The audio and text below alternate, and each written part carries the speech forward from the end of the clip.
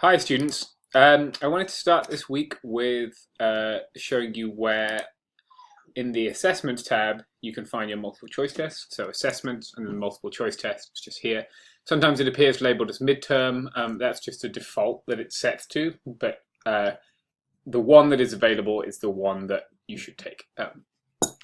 Okay, so this week we've been talking more about the United States and this idea of sort of civil liberties. So I wanted to talk about how we get to this place where constitutions become an important part of how we organize the world and how we order political societies. To do that, I'm going to go through a couple of the prezzies. This will be the first one, and then the next video I'll go through the next one. Okay. So we're going to start out by looking at the Americas. For some reason this is sideways, but you can tilt your head to one side and see these nations that come to make up the Americas. Now, these nations were not always what constituted the Americas, right? The British at first had colonies on the east coast of what is now the United States.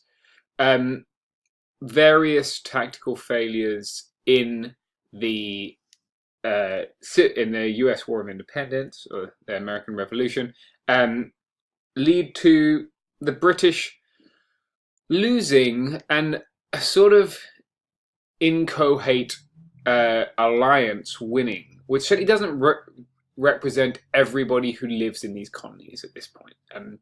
For instance, 5,000 slaves fought for the British against these slave-owning members of the Continental Army.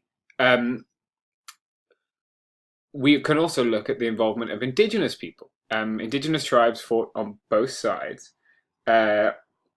Those who fought for the British when captured by the Continental Army were enslaved, which again shows that this America that was being built in this Revolutionary War wasn't America for everyone. It was an America for a certain group of people, largely defined by race.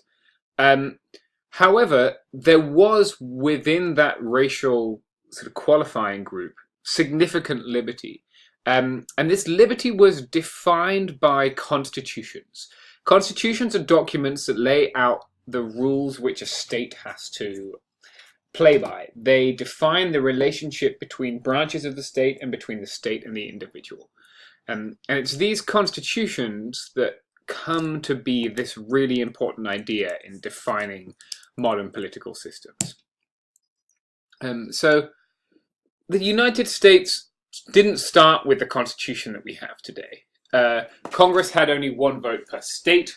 Congress couldn't collect taxes, and it required more than a majority to get things done. That's called a supermajority. This system really ensured that anything got done only if it was extremely important. The only thing it really does is pass this Northwest Ordinance, which acknowledged some indigenous land rights and outlaws slavery, and new states are admitted to the Union. It strikes deals with various tribal groups, including the Iroquois Confederacy, the Cherokee tribe, the Shawnee, and numerous other tribes. But this Continental Congress can't force states to obey those deals, so states can go back on the deals that have just been made. Then what happens is something called Shays' Rebellion. Now, it's not important to know the exact narrative of Shays' Rebellion, although I can direct you to some resources to find that.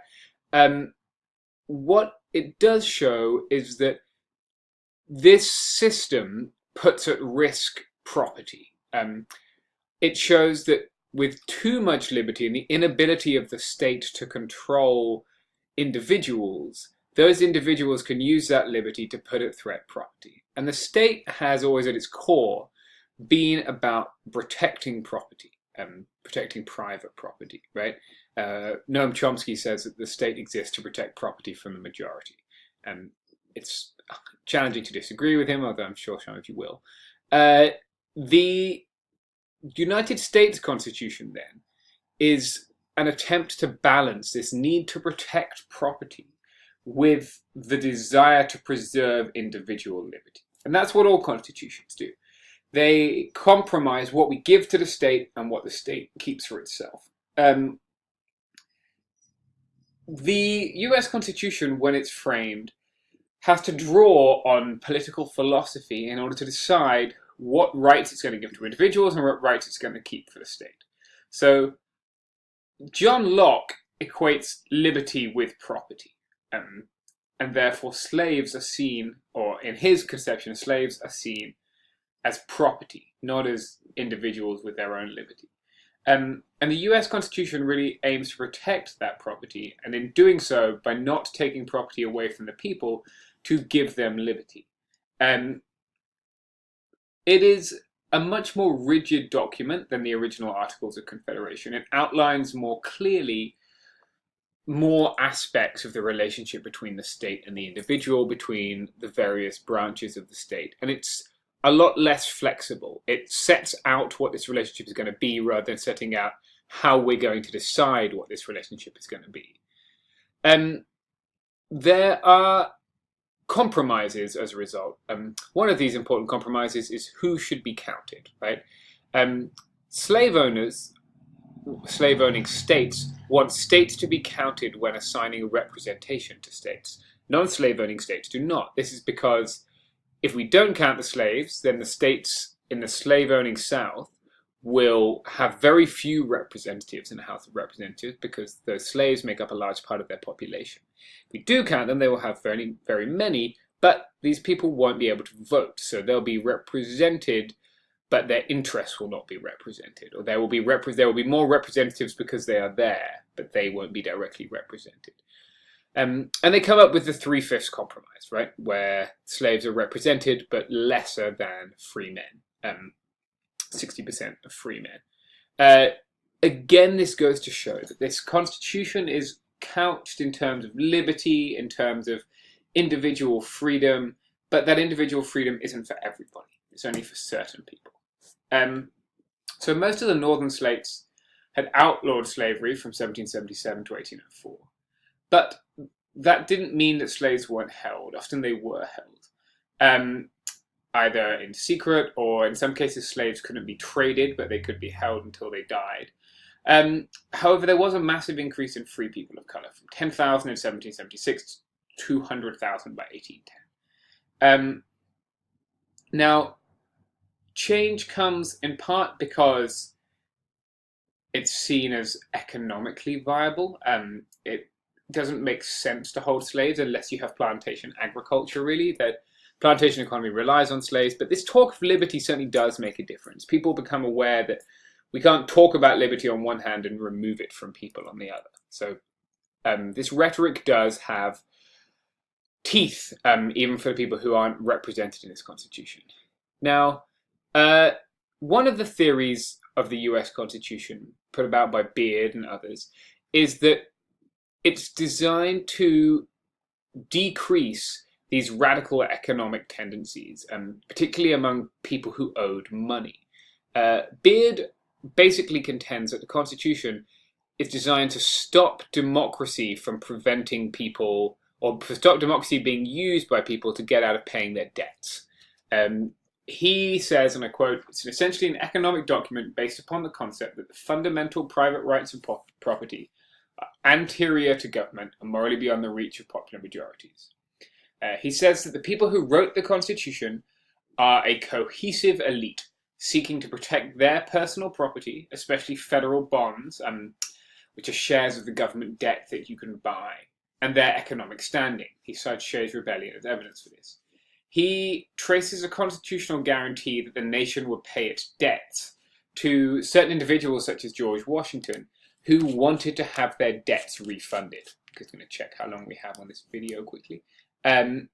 So what he's arguing here, okay, we have 5 more minutes, is that there are people like Washington who want to get the money back they lent the US government, right? When you buy a bond from the government, you're essentially loaning the government some money.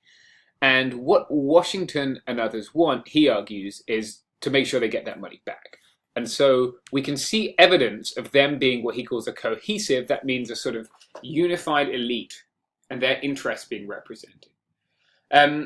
Now, not all historians agree with Beard, right? This debate is what we call a historiographical debate. It's a discussion about the nature of history. And in this case, what the historians disagree about is the nature of the US Constitution. MacDonald counters that there are 36 identifiable interests at the Constitutional Convention, not just one of economic elites. He, however, has largely been criticized by the historians, but he doesn't really discuss the impact or the role of people of color. And he seems to be rather reverential of the Founding Fathers. He's not willing to find any fault in them. One of the things he claims was that peasants lived worse than slaves.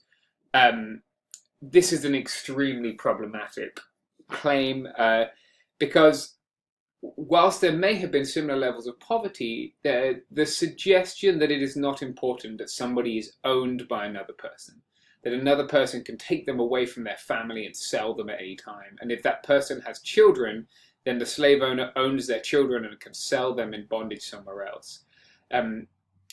That is very different to being very poor and being a peasant. And MacDonald rather overlooks that. So MacDonald's criticism that there were many different interests is largely ignorant of the fact that there is a sort of at least relatively unified white elite. Talking of people of color or non-white people, it's interesting to look at the role of the Iroquois in the framing of the United States Constitution. The 6 Iroquois tribes had formed a confederacy that had considerable and established democratic precedents. It is not impossible that the United States Founding Fathers drew on the example of the Iroquois. So this Onondaga guy, whose name is Canestego, suggested to colonists as early as 1744 that they should do the same thing, have some independence and some overarching federal government. And the history of the Iroquois Confederacy goes back way, way, way before the arrival of the United States. So it's not that this is based off Western political philosophy. Rather, this is a unique or maybe a special creation of this Iroquois group of people who, as far long ago as 1142, established a Grand Council, an assembly of 50 chiefs, and each one of these chiefs represented one of the clans of one of the Iroquois nations. So there are 6 nations, you can see them here, and each of these nations has many clans, and each of those clans is represented by a chief. Very similar to the United States having representatives and senators and states. Now, even though this idea may have been borrowed from the Iroquois, it wasn't borrowed without a certain element of racial hierarchy. So Benjamin Franklin said, "It will be a strange thing if 6 nations of ignorant savages should be capable of forming such a union, and yet it has subsisted for ages and appears indissoluble, and yet a like union should be impractical for 10 or a dozen English colonies." So what he's saying is, if these savages can do it, why can't we? The Iroquois continue to live under this confederacy to today. What we're looking at here is the racial hierarchy and revolutions in Latin America. So I'm going to pause this video and start another video there.